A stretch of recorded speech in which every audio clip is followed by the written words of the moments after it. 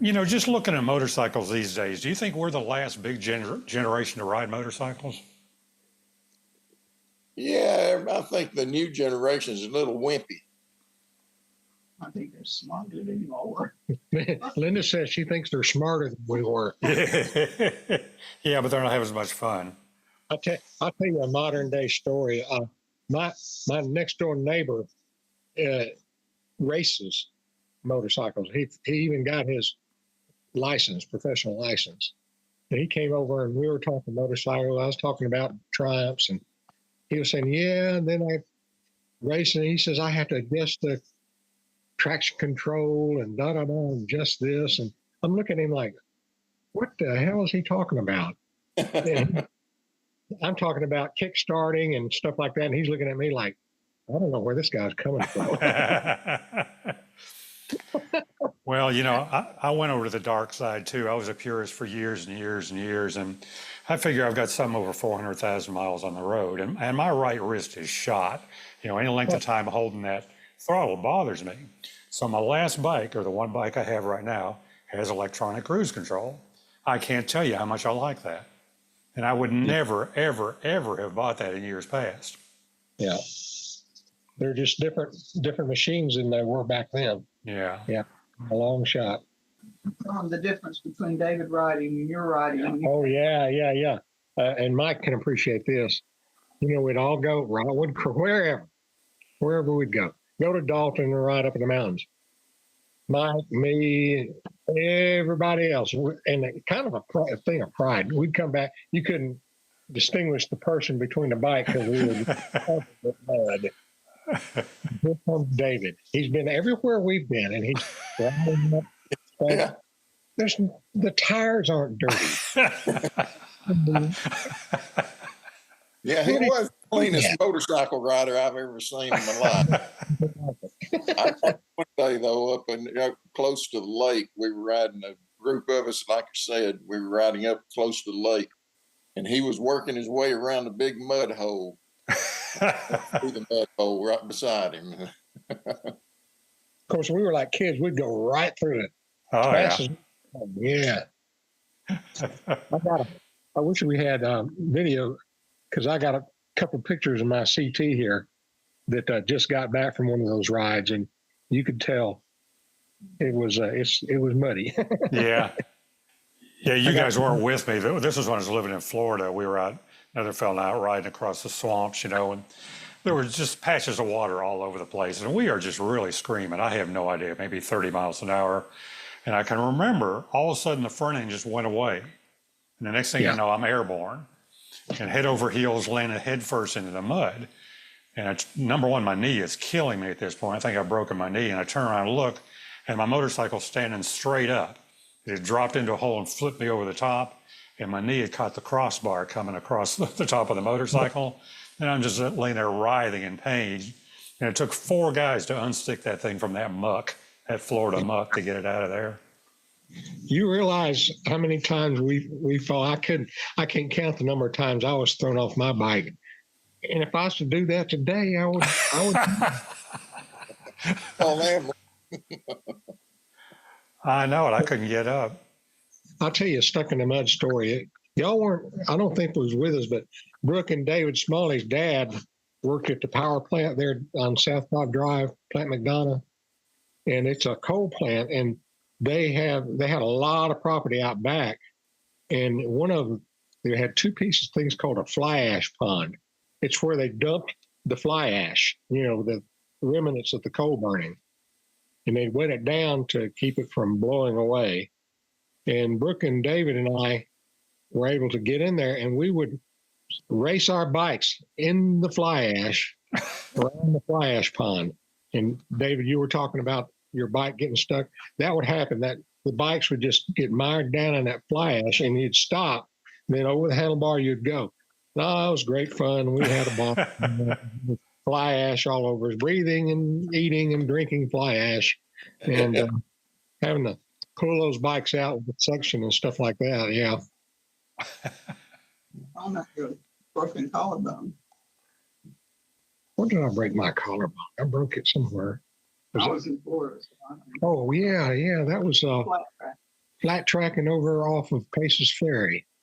It was an old track. It's an old dirt track for automobiles. I'm talking about 1930s. And we found it, and I was flat tracking around that on, I guess it was John's 305, and broke my collarbone there into 4 pieces. Mm. Yeah. Mike, I remember the hill climb down at the end of, was it Spring Road?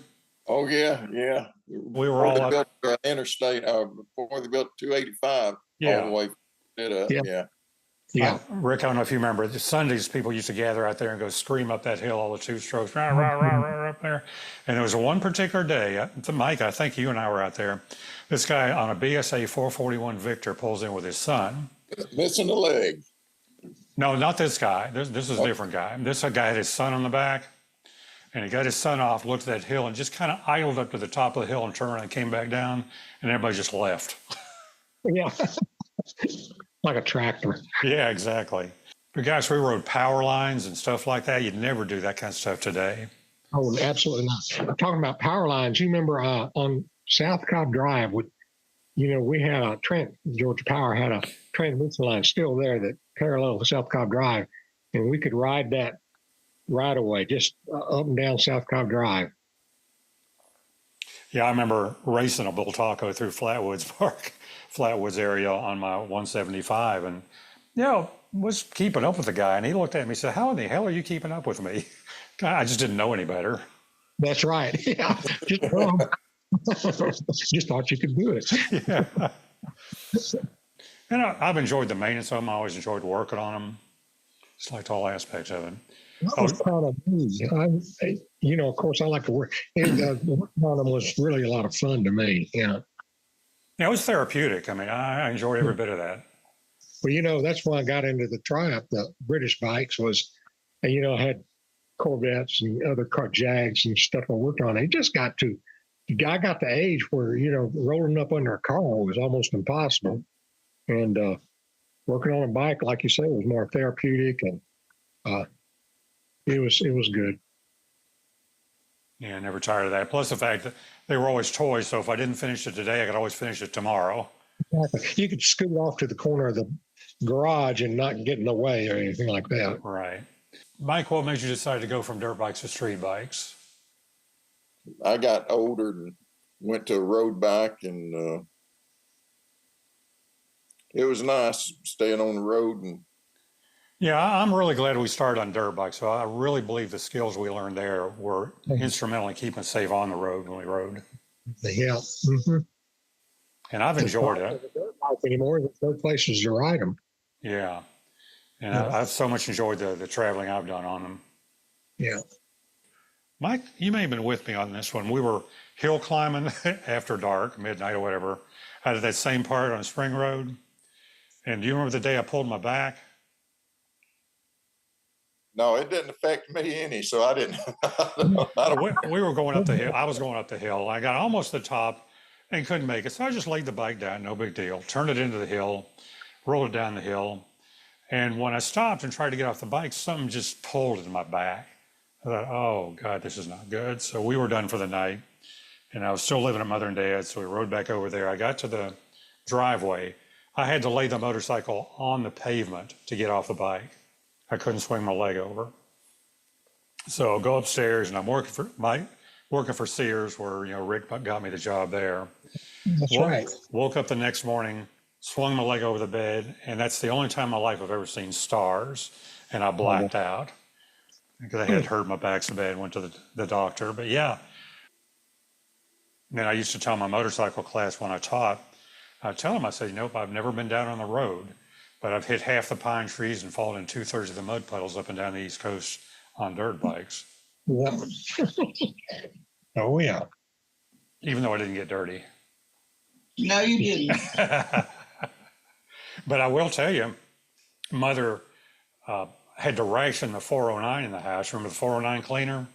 Yes. I used so much of it, she finally said, you just can't use that much. Cleaning the motorcycle, Oh, yeah. Well, we just went straight to the gasoline to clean our bikes and stuff like that in my bank. That's No problem. nice. It's nice that you guys would clean your bikes every once in a while. I Yeah, I just was, put mine dirty and wet. Just- yeah, I Remember, was, you remember going after a good dirt ride, going over to the car wash on South Cobb Drive, and you yep, just spray off each other right. and then our bikes. Yeah. And even though you guys say I didn't get dirty, I can remember coming at home, taking my jeans off in the basement, taking them back out to the driveway and hosing them off with a hose to get all the mud off them. Absolutely. Yep. And I can't think of anybody else we rode with back then or we knew of that rode. I remember my neighbor. Oh, you'll love this. My neighbor, Mike Mayfield. Mike was a few bricks shy of a load, and he bought well, let me tell you the other story first. He had a 160 Dream. You remember that one? Oh yeah. I come home one day and he's got it upside down in the yard, sitting on the handlebars of the seat like he would a bicycle, Yes. greasing the chain.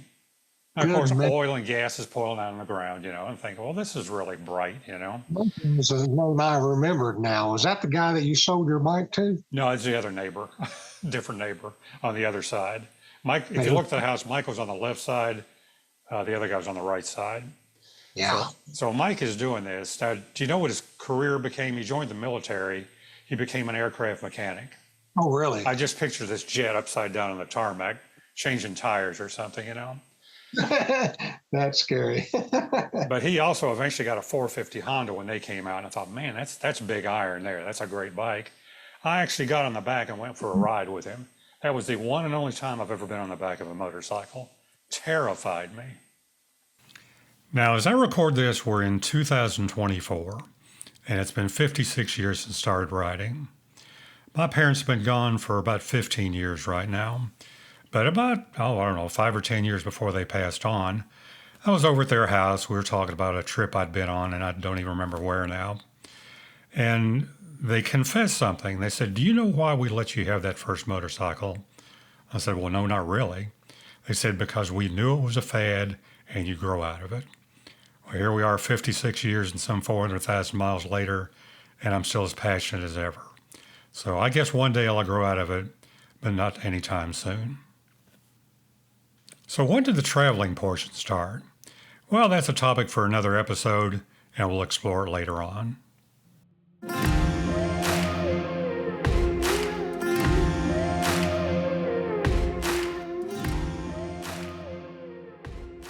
And that was my show for this week. Join me in the next episode, where I talk about my best motorcycle trip and the reasons it's on the top of my list.